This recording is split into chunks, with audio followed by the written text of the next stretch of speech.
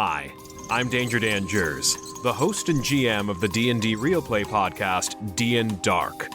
Join us on Wednesdays for an absurd, over-the-top comedy horror adventure, starring some of history's most infamous monsters. I'm Ben Magnet. I play Mary Frankenstein, our barbarian. I am Daniel Cruz. I am playing Imhotep the Mummy, our cleric. I'm Jordan, and I play Larry Talbot, a lycanthropic warlock. I am Grayson, playing Jet Griffin, the Invisible Man, the party's rogue. I am Aaron. I play the Phantom of the Opera, our bard. For more information, go to dndarkpodcast.com and listen to us anywhere you find podcasts. Let's go. Master of all things tabletop.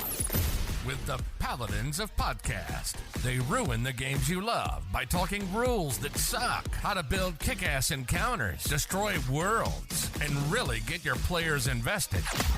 So go ahead and throw that fistful of dice at someone. Because we're going on a side quest.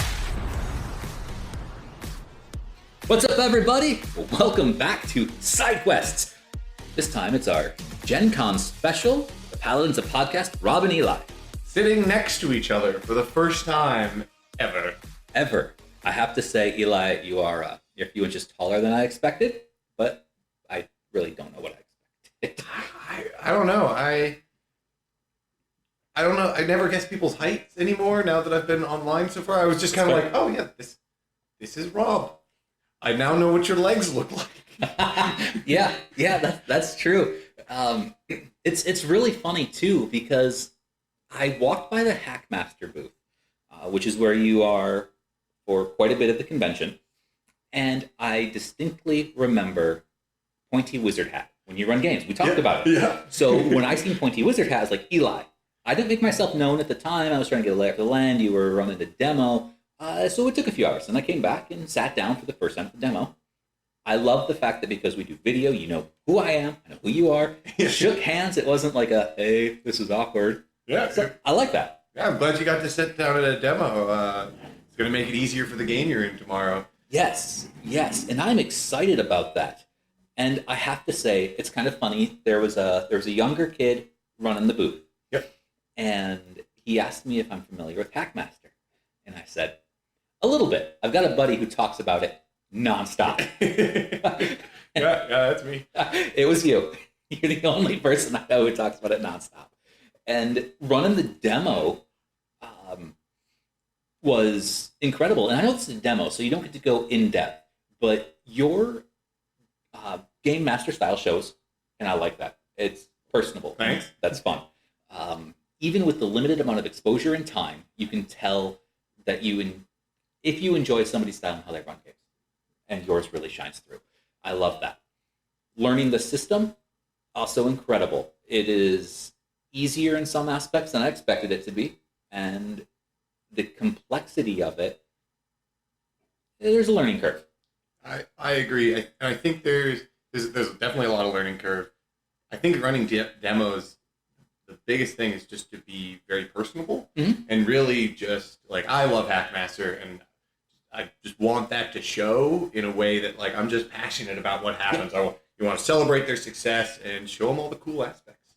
Absolutely. I think it's a very tough game to GM. I think that's the hardest part, especially like, because you can introduce players and they know how to run it, but when you're playing a player, right, you're just watching one initiative tracker. Right. You just manage your seconds and you adjust, and that can be complicated as you're learning the system. But when you're running as a GM, you not only have to keep track of roughly where your players are to be like, shouldn't you have attacked a while ago? Or right. Are you just picking your nose in the corner? Like, what's going on over there? Right. And then also all your monsters are doing random different things. And yes. A lot of things to keep track of. Yeah, and that's one of the things I really noticed. And I had asked when we did the demo, because I noticed that when you had turned monsters, apparently there are some form of facing rules. Yes. And those facing rules are important, but the way I run games, because I don't have to deal with them as much, or even if I do, I generally shortcut them, cut them out, just to streamline the game. And while it seems like it's possible to do in Hackmaster, it seems like the enjoyment comes from not doing so. Yes. By keeping all of those mechanical rules in place. Yeah, you want to be able to like take advantage of having 3 people attacking, and now the defender's rolling a d12, or you want to sneak up behind and get them with a d8, or if you can do something to distract them, like if you set them on fire, they can't defend themselves. Either they put themselves out, or every 10 seconds they take some burn damage. Right, and that in itself shows the magnitude of additional mechanics that people talk about online when they look for different games. They're like, I want rules that cover this, this, this, and this, and this. And we see it all the time. Most systems don't provide those extra rules. Hackmaster, and we're on 5th edition now, which is incredibly entertaining. Yep.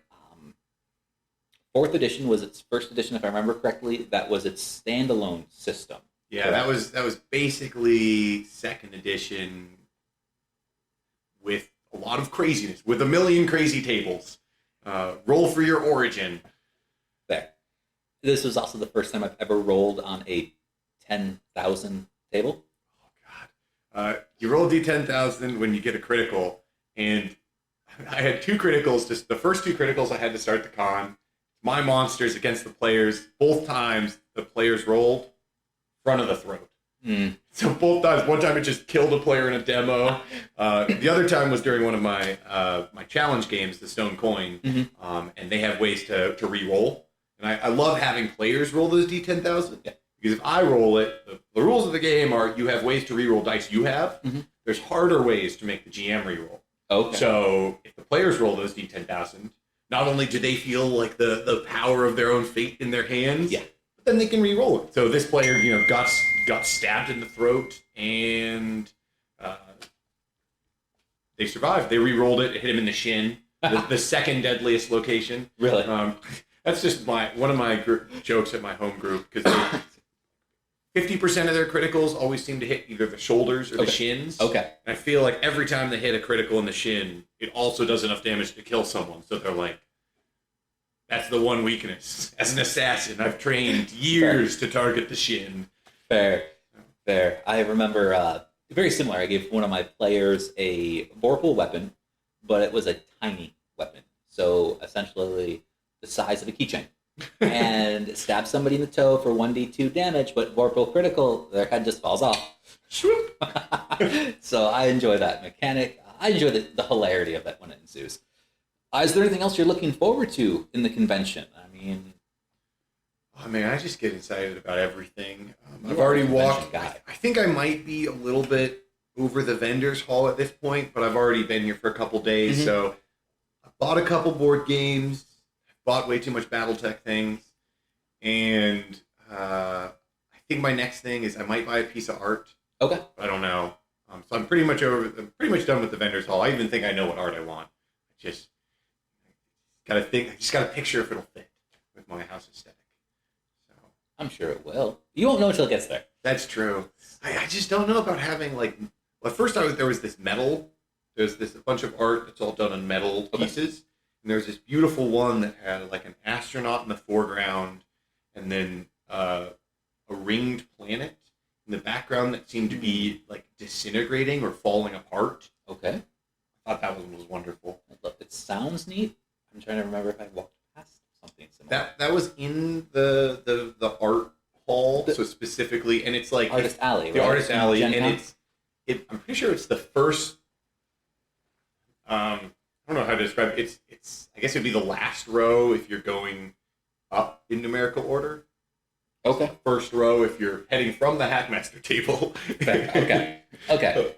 I think I walked by it, but I don't know if I picked it up. I don't know if I've seen that one particularly.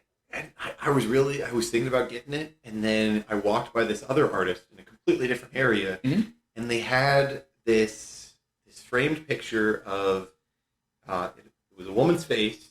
And one side of her face, like the hair was flowing from the left to right, and the face was starting to like disintegrate into petals. I mean, both of them have disintegrating, I guess. But there was something about it, like the eye and then the face. It was just so striking. I walked by and I was like, "Dang, I think I'm gonna get that one." I don't know. just captured my attention. Yeah, I dig it. I like to walk through the vendor hall, and my two favorite things to really look for are interesting things that catch my eye. I mean, that's number one. The second one is I'd like to try to make it through the indie publisher sections or the small publisher sections, as well as the artist sections, to buy something just to help support their fledgling careers. Whereas I don't have a booth at the time, I hope somebody will feel similar and at least give me a leg up. Yeah. I love speaking to all the writers. Yes. I haven't bought a book at GenCon, but maybe that'll change. Buy one. Yeah. I mean, they're here. It costs them money to be here. And selling books is already hard. Yeah. So helping a writer out by buying one copy, Yeah, I think I'm going to have to. I'll be in the booth tomorrow. Yeah. Go check out and buy some books. There. I like that.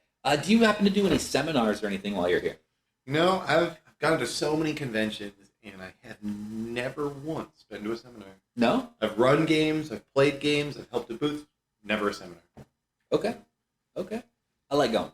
Seminars are probably my favorite thing. What seminars did you go to? I love writer symposiums. Okay. I love business ones too, and not necessarily how to run your businesses, but things like why TSR failed. So, did you go to a seminar this time? This time I went to the TTRPG mentorship seminar panel. Okay. And this is where I start to have a disconnect. I love the panels and they try to cover a lot of information, but sometimes the audience will ask a question and it takes the entire panel off the direction of the synopsis that you signed up for. Yeah. And once that happens and we don't go back on track, I feel like I'm wasting my time, and it gets really irritating for me because I'm there for something I signed up for, not wherever we end up. But it is what it is. I don't bitch. I sit there, I listen, I observe, and report. Hey, this is our podcast. Bitch about it. This is it. This is the moment. This is the time. Unleash your rage. No, they all have great information, and there's, I don't know. I mean, how hard is it to sit up in front of an audience and stick to the script? And when somebody has a question, why not answer it then? They do the way I would like to do a seminar, so they do it in my way. We would never stick to a script. We couldn't stick to one iota. So, in this TTRPG seminar, what was it covering? What does it mean by mentorship?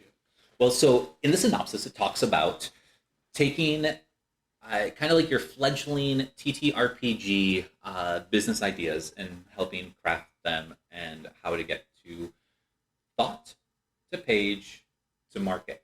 Interesting. And that flow is a developmental mentality, which is cool. Yeah. But we got stuck on pay, how to talk about pay and what industry rates are, and if you're freelancing for it, which, I mean, it's cool, but I do freelance work, primarily as layout design. I've done cover design. I've been paid what essentially ended up to be $250 per page for layout. Yeah, nice. I mean, yeah, but it was project-based, so once you have formulas, once you know how to do it, it's not super difficult. Hearing about all of that didn't help with the idea of getting things from thought to page, just how to get paid for what your thoughts are or your skill set is. That's not really what I wanted. I can see how that would be useful, though, because, if you are trying to help and get into the industry, and you don't want to be taking it. The worst thing would be, you create something great, you get paid nothing for it. It's the artist's dilemma, the shooting in the foot. Mm-hmm. I would agree with that. And I guess my approach to it has also been different. Everybody says, put your work out there. Get it out there somehow. And so I started. That's what I did. That's what Epic Table Games. In fact, in 3 months, I've released 3 adventure modules for 5th edition. I mean, written, laid out, all me. That's crazy. And I'm not working on them all simultaneously at the same time. It's start one, finish one, publish, start one, finish one, publish. Yeah. And I'm self-publishing. And I publish the Drive-Thru RPG. I've got links up with Open Gaming Network. I have print-on-demand services for it, and I'm not spending $1 million to do it. I'm not getting paid for it. I'm just getting content out there. Yeah. I wanted to know a little bit more about that developmental process, but because the symposium got hung up on don't sell yourself short and figure out what your own value is for your time, and don't quit your day job if you want to make money out of this. Just pick up an extra shift at your day job. Those are an extra shift. Those are actual quotes. Like I record them when I go to seminars. Oh, that's awesome. That quote is in there, but it's fun, and there are certain things that you expect when you at least have been to certain seminar hosts before. Okay. So I've got Elphinius Goo from Gooey Cube coming up about immersive gameplay, and I'm really excited about that. We've talked about Elphinius before in the podcast, and I think he throws a party on Friday night. oh my god, he is an entertainer. Yes, he is. Through and through. I love the guy to death, and no bad words at all. The fact is, when he steps in, even if he's slightly off track, he brings it back around. Dude's got a lot of charisma. A lot. It's easy to see how it's wonderful to see how successful he is because he knows how to work a crowd, work a group. It's great, and he's got really good ideas. So it's Absolutely. they both compound. Absolutely, it's incredible, and these are things that you don't get to see in person unless you're at a convention. So I don't always suggest people come to GenCon for their first convention because it's massive. Last year we were close to 70,000 individual, or maybe last year was 50,000. I know, like pre-COVID, it was 60 something, but it's so packed. It is at least pre-COVID values, and I mean, population's rising. Yes. More gamers, and it's not actually as packed as I thought it would be. Like it's not unmovable. I think only some people got trampled at Loricana. So that was absurd. You hear about that? I heard a little bit about it. But before we talk about a little bit there, I got to say, Saturday's sold out list is projecting 80 to 85,000 unique visitors. Oh my God. That is wild. That population rivals most metropolises. Yeah. That's the size of the town I live in. Yes, that's exactly it. God, oh man. I would love to live in a town with, 80,000 people who were all gamers. I mean, whew. Start your own compound. That's the best way to do it. You have been exiled to gamer prison. Oh man. So Disney Loricana, trading card game. Yeah. They say it's supposed to rival Magic. Yes. And the lines have been massive. It's the only Gen Con doesn't let you line up overnight. Right. Except last night. Right. They let you line up. Right. Starting at 6 p.m. Yeah. Yes. Now, here's where, because I mentioned Loricana and the long line on the blog post that I wrote and finished up earlier today. And for anybody who visited the website on Friday, I'm sorry it was down for a few hours because I accidentally cleared out a absolutely necessary function file. That's awesome. And it got cleared out because I tried to update it and there was a internet failure, a service provider failure, and it wiped it all out. So I had to wait to get back to internet before I could fix it. I'm sorry about that. But Loricana, the trading card game, the Mickey Mouse card, the GenCon specific, I seen hit eBay at $1,400. Yeah, I saw people so I was sitting at my table and someone was talking, we had a little bit of break, they were talking about Loricana, and someone was looking through it and they're like, the cards were already hitting the internet. Mm-hmm. I think there was one that was in the thousands. Yep. Which is ridiculous. And we're talking about those lines. Finally, line up starting at 6 a.m., line up overnight. 6 p.m. I'm sorry, Yeah. 6 p.m. 6 p.m.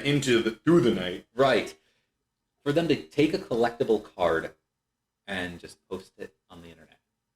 Like, that bothers me because we're in this hobby as collectors and players and enthusiasts, and there are people out there who are okay taking advantage of a situation. Yeah. That's capitalism, baby. It is. And it's bothersome to me. I was actually listening to somebody in the elevator on the way up. He said, why don't we just take down the capitalist government? It just takes one man. I'm like, I may agree with you, sir, but... So this is a Wendy's? yes. We don't need to talk about it right now. How do you feel about all of the individual events that you have seen just walking through? Yeah. Anything catch your eye? There's so much. I feel like I've just been so focused. I haven't been I've been in the exhibitor hall and I've been running my games. Sure. So I haven't even actually looked at any of the other places they're running games. Okay. Or I've walked by and there's the main drag off GenCon where there's all those big game rooms where it's all dedicated to one game. They've got the Rio Grande game room. I love that. Just sit down and play some board games with some random strangers. Woo, heck yeah. Yep. That rumbles my giblets. I dig it. They changed the library from how it was last year, the games library. So last year, it was just one ticket to get in, choose, play for a few hours, and call it good. Now it's 6 general tickets, $12 essentially. Holy smokes. To get in. And it's a few hours block. This is ridiculous.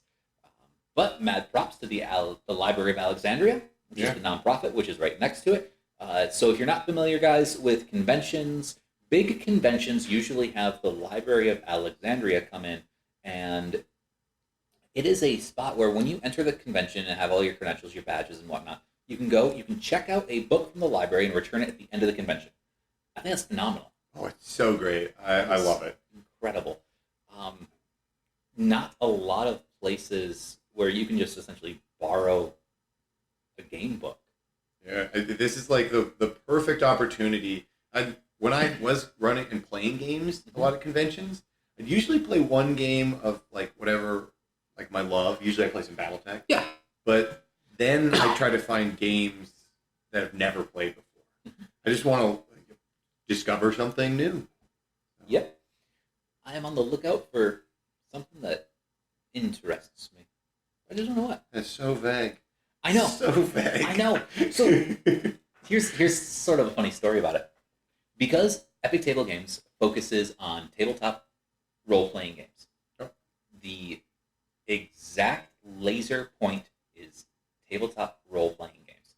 So I generally, when I'm here, I don't look at board games, I don't look at card games. I'm looking here to specifically focus on that particular mission. Finding all of that spread out through the entire convention takes time. And it already takes time to walk from one corner to the other corner of the convention center itself. Yeah. Never mind everything that's spread out in between the hotels. So, yes, it's vague, and I don't pay attention to a lot of card games, board games anyway, but I have expanded my horizon into certain apparel. I like a lot of the specialty hats or leather gears. Hats. I love it. Yeah. It's great. And daily, I think it compounds the fact that as much as I enjoy being at a convention, I really don't like being at the convention. And it might be particularly because my goals are changing. Yeah. But it's not bad. Maybe I'll find something pretty and maybe I should reword that if my wife listens to this. I just want a book that looks good. Yeah. I love the convention crowd. Mm-hmm. I feel like once you start really going to a bunch of conventions, there is a total community. And the regional cons do have a different flux, but there is totally a crowd that you can meet at every convention. I was at a convention 4 years ago, and I shared a room with a guy. Okay. And then fast forward. Know the guy? No, it was just one of those situations where I saw. I'm really wild with myself. I just looked on. It was Reddit or Facebook or something like that, and it was just someone was like, "Hey, I got a room. It's got another bed. Anyone want to split a room? Yeah, split the cost. Nice. And I was just like, sure, cool. So hung out with this guy Lance. It's pretty cool. Okay. We had a convention.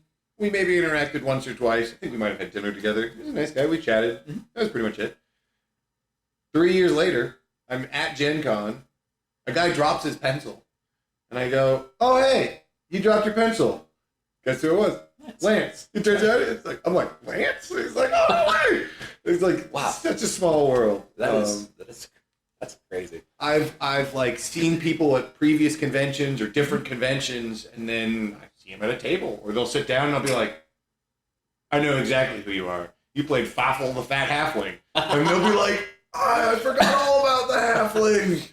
Yeah. So that's fair. And I think it's cool. I will say that this is the first time at a convention I've actually taken time to sit down and play games.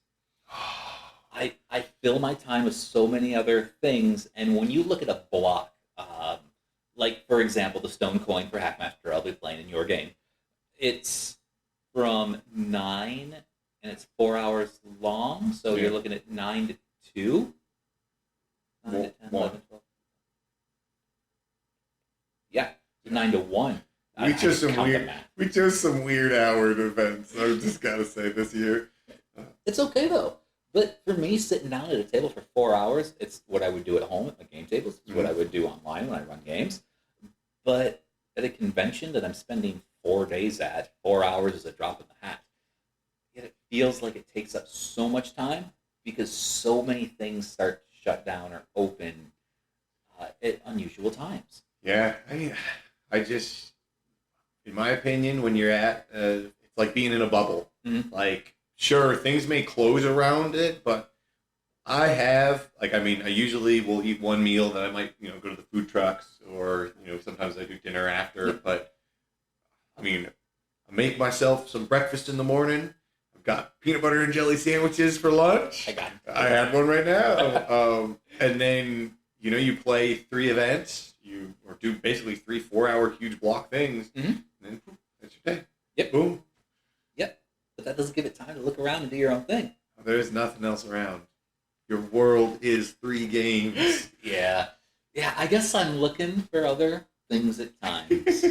No, it's fair. There's like a whole world of the con that I never see. Like there's all the social events and the Gen Con After Dark. There's the seminars. Yep. They do the cosplay event. I've never seen them. I've seen them in on pictures after, and I'm like, oh, that was super cool. I think I might have seen that person walking the halls. But it's like, oh, I just thought that person was just walking. No. I was looking at the event list, or maybe through the program, and Gen Con has a cosplay parade. So they have a show, they got judging, and they have a parade. I'm like, I might just check out the parade. Yeah. As they're walking the opposite direction so I can fast forward the parade, but see it anyway. I was talking with our tech guy, Mike. I love 2 different types of cosplayers. Yeah. And they're on the opposite extremes. The ones who go balls to the wall with absolutely everything, every fine detail is immaculately conceived and executed. And then everybody who just figures what they can pull out of the trash and throw it on to make the crappiest version of that cosplay ever. Those are my 2 picks. Like that middle of the road stuff? No. Get out of here. Right. If you're going to commit to one of those 2 and go all out. Either be a meme or spend a fortune. Yes. And speaking of cosplays, I'm thinking about hopefully having our exhibitor booth next year. Our first published adventure, Legend of the Pharaoh King. Sure. I thought, it'd be really badass to have somebody in full Pharaoh regalia walking the convention with just advertisement for that adventure. Did you see Modiphius's booth? I walked through it briefly. I know that Modiphius is one of the ones I will likely spend money at. They released a new game. It's a 2-word. It's like dreams and creatures. It's like a post-apocalyptic sci-fi, and the cover has a character on it with post-apocalyptic armor, a long spear, and they had someone dressed like this person. You look at it and you're like, this is the person on the cover. And they had people like that. And then Catan, have you seen the meeples? There's people that they dress in Catan bathrobes. Really? Yeah, it like the silken, like, ooh la la. And That is then hilarious. on top of their heads, they're like bright red. And then on top of their heads, it's like a red hat with a giant, like, resource on it.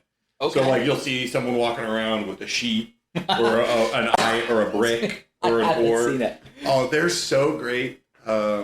Usually, like, they're walking around giving out free Catan, which is a stupid game. I like resources. the game. Yeah, I've just had bad experiences with it. I think it's a great intro game, but It is. frustrates me. I will say, when I got Catan for the first time, it was my first introduction into a strict resource management game, which, that's fine. Yeah. The intricacies of who I played it with was probably why I enjoy it so much. Yeah. So having bad experiences likely come from other players, and for the same exact reason, I hate Risk. Yeah. So, Yeah, for Catan, I just feel like once the probabilities are set, you get the first pick, and then it all just rolls. And that's all right. Some games are great like that, and then just meh on it. I think there's at this point. I mean, I played Catan a lot when I was younger, but now moved on. yeah, that's All your exes teach you something. agreed. Absolutely agreed. I got an odd question for you as I All was right, shoot. thinking. So, Parker Brother Games, Monopoly, Yeah. other style games, they have like zero presence here. Oh yeah. Yeah. Very zero. I don't think I've seen Risk either. Nope. Yeah. None of the offshoots. None of. Right. Yeah. Like, when you go to a toy store, or I don't want to say a game store, because game stores have encompassed so much of our culture now, but a toy store, they will have all of those old school Parker Bros style games, Monopoly, Family Risk, games. family games, and our enthusiastic lifestyle choices when it comes to our games have been niched into comic book stores, collecting trading card stores, and now those are becoming generalized game stores. Yeah. I love that, but at the same time, I mean, would Dungeons and Dragons or any other popular TTRPG be as fanatically amazing if you could pick up the core rulebook from any Target or any Walmart? That's what D&D does. You can't always get them from every place, though. Like, I can't go to my local Walmart and actually get D&D. I can get D&D materials, but I can't pick up a rulebook. I feel like I know Target. I feel like Target has a bunch of them, but I think there's a couple of them that are holding like the D&D the board set, not like a lot of the books, but usually it's the board game starter set. True. Funniest places I've seen one is Michael's Craft Store. Yeah, Michael's. Woo. Yeah, they had it right next to the Game Master's Book of Astonishing Tables and Random NPCs, I think, and the D&D Feast Cookbook. Nerds take over. Woo! It started happening 2014, man. Yeah. I don't remember what football team it was, and funny enough, it was Settlers of Catan. The football team would play as a team-building exercise, and once the word got out there... Yep, that was it. We owe all of our success to football. You said Soon that. D&D will be the household name. Get out of here, flatball. I think D&D's already the household name. That's why so many publishers are mad about it. Yeah. You know, granted, the world's most popular role-playing game for a reason. It has a long history. In fact, I don't think I've actually met... Nope. That would have been a lie if I said it like that. Don't you dare lie. To make it a true statement, I don't think I have met anybody whose first introduction to tabletop role-playing games has not been Dungeons and Dragons or a D20 derivative of D&D. Yeah. So that explains all of our current state of so many hacks. Yeah, That's all I got. we're in a bubble inside a bubble. We're in the D20 bubble. Got to get over to those Wild Sea players. Wild Sea has a booth here. Do they? They do indeed. Awesome. I've been looking for a few of the booths I've seen last year. I'd like to see Possum Creek, Jay Dragon, who did Wander Home. I'd like to touch base, but I haven't seen their booth. I don't know if I've seen their booth either. I can always check the map. Yeah. Although, like, it's so easy. I walked through the entire booth, or like the entire exhibit hall when it was busy. And then I walked it again this morning when there were just exhibitors. And I was still like, I don't know if I ever saw that booth. Right. Oh my goodness, what? That exists? Or, whoa. Yep. It's crazy. We've talked about this weekend 80 to 85,000 individuals, but we're pushing 700 plus exhibitors, and some of them aren't even in the exhibitor hall. I don't think Funko Pop has an actual booth. I think they're specifically all in their own, all in their own room. Don't quote me on that. I think you might be right. That's one of them. Again, it is just a sea of people. It's cool that eBay brought a castle. That was pretty cool. Yeah, I don't understand why eBay's here, but last year I got the eBay game from eBay, so I was like, maybe they're branching out? Did they have an expansion? I don't know how, but like eBay itself must have been buying Magic cards because they had like a Magic card vendor thing. So somehow even eBay's getting in on Magic. It's funny that when you look at the space in eBay, you're right. eBay's here. They're the sore thumb, but yet they fit. That must be such an interesting job. Like you're the guy at eBay whose job is to be on eBay buying things for eBay. Like I like this. That's interesting dichotomy, interesting mechanic. One other thing that gets me while we're here is the food. The smells of a convention. Yep. Not the people. Yep. You have to smell over them. Yes, you do. I love the atmosphere in convention foods, and having all of the food trucks one spot outside is a cacophony of smell, and I love the interior smells because food is spread throughout the convention center. But I don't eat here because it's damn expensive. Yeah. And like you had mentioned, PB&Js. I got PB&Js. That's what my shelf over there is. And I found something local to Indiana that I might try. And that is a Brazilian all-you-can-eat buffet. It's all like Brazilian meats. Like $62.50 per person. I think I've heard of that. And I'm like, shit. Do you also get a Brazilian? The wax a person or the wax? the wax treatment. You're like, eat some meat while we give you a Brazilian. I don't think I could eat it while I was getting the wax done. But if that was a complimentary service, I'm not going to pass it up. Like, it's going to hurt like hell, but you know what? So, have you tried those? Woo! Right? Oh, man. We had you can eat Chinese buffet, and that tastes the same no matter where you go. So, can't complain because you know what you're getting. Other than that, my man, what else has been going on convention-wise that you don't feel like you get enough opportunity to talk about? I think demos are really great. Okay. They're really fun. I love all those people doing demos. Props out to them. They're wonderful. Yeah.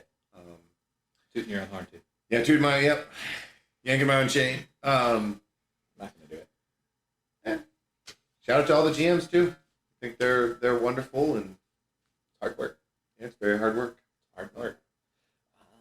I, myself, I look forward to not just closing ceremonies, but as everything's starting to wind down, a lot of people will just try to unload material so they don't have to take it back. Yes, this is true. So, have you picked up any Knights of the Dinner Table comics? I got a horrible comic book story, so if you're interested, I will tell you.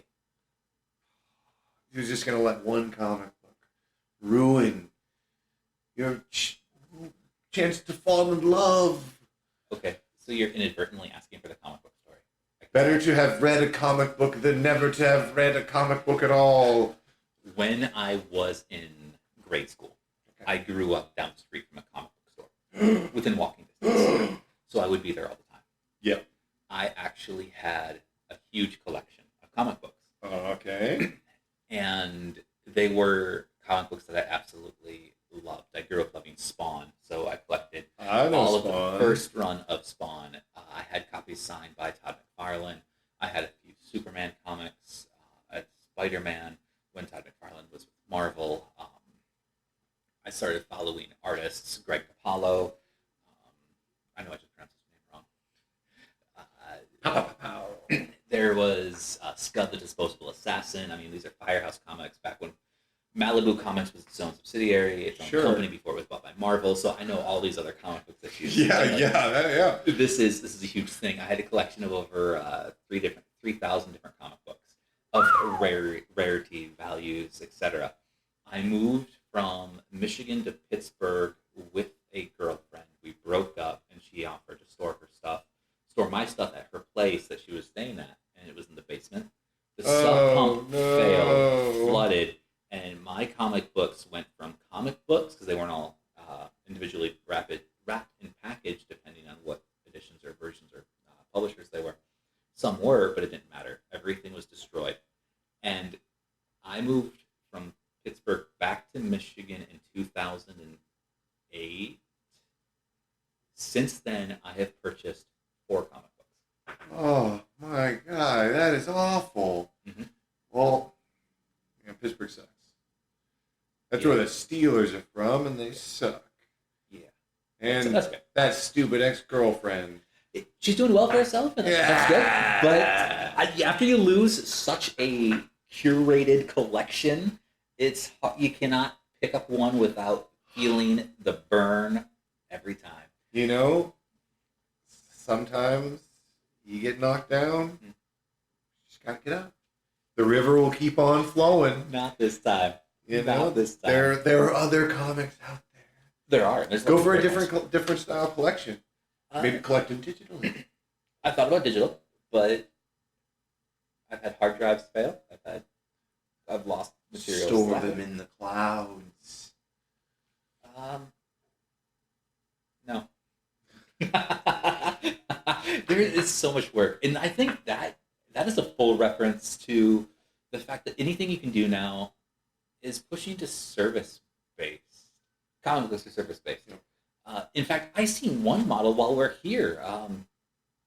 I don't remember the details because I thought it was ridiculous. I stopped reading the details after monthly fee, new material. Like, I'm not paying a monthly fee for TTRPG material. Yeah. Like, I will just buy it when your stupid whole book comes out. I go back and forth because I love like subscriptions for like because I collect science fiction anthologies. Yep. So like every 3 months, Analog will come out with short stories, all that jazz. Yeah, I like that. I like it. I do think like the quality though has to be there. So like I don't want to pay $12 a month, or I don't want to pay however much a month, and then only be interested in like 1 out of every 3 months material. Right. Like I want good value out of it, which hard to find. I agree with that, and it makes me think about Loot Crate. Do you remember Loot Crate was really popular? Yeah, I got was it RPG Crate? Dungeon Box was another one. Mm-hmm. Dungeon Crate was another one. Those monthly subscription-based services where you got some cool shit. I don't hear about them very often anymore. No. Are Loot Crates still a thing? I think they are, but I think they really spiked in popularity and then it's kind of died down. Mm-hmm. I know that they used to be at like some of these conventions, and I don't see them at these conventions. Right. Right. I think it's because the publishers have just realized we don't have to do RPG Crate. We can just do this ourselves and pocket all the profit instead. Like, we'll do our own subscription service, which is the market, like streaming services. That's where they are now, and it's bad for the consumers because now instead of paying one okay price for everything, you're paying one slightly higher price per item. I think it's great for. I feel like it should be great for publishers because you know exactly how many, especially if you're a smaller company, you know that there are X amount of people that are willing to consume your RPG material at that fixed rate. That's true. And I think if you're a small publisher, that's like great goals to aim at. And you know exactly what number you need to try to grow. True. I was like, we're a small publisher. We'll look into it. Yeah. I don't know. Start subscribing to the Eli and Rob Loot Crate. I think Wisdom in a box. I think we should just start with them subscribing to our podcast. Oh, I'll send them wisdom once a month in a box. Yeah, fuck it. Put it on Patreon too. We'll get them 6 ways from Sunday. Nobody can see that thumbs up, by the way. That was sarcastic. It's a different finger. All right. So conventions are huge, and we could talk about it for hours. But it feels like we're going to start fighting for topics. And I don't want to drag it on. All right. Yeah, let's go hit the convention. That sounds good. Any words of advice before we close out? Have a good day. Guys, if you haven't been to a convention before, I suggest you find at least a local one to go to at least once. Get a feel for it. Check us out on Facebook or online at epictablegames.com. Okay, new intro. We've changed the name, and we're still using the word paladin. Paladin. I mean, it hasn't been used in the English language in about 200 years, but okay.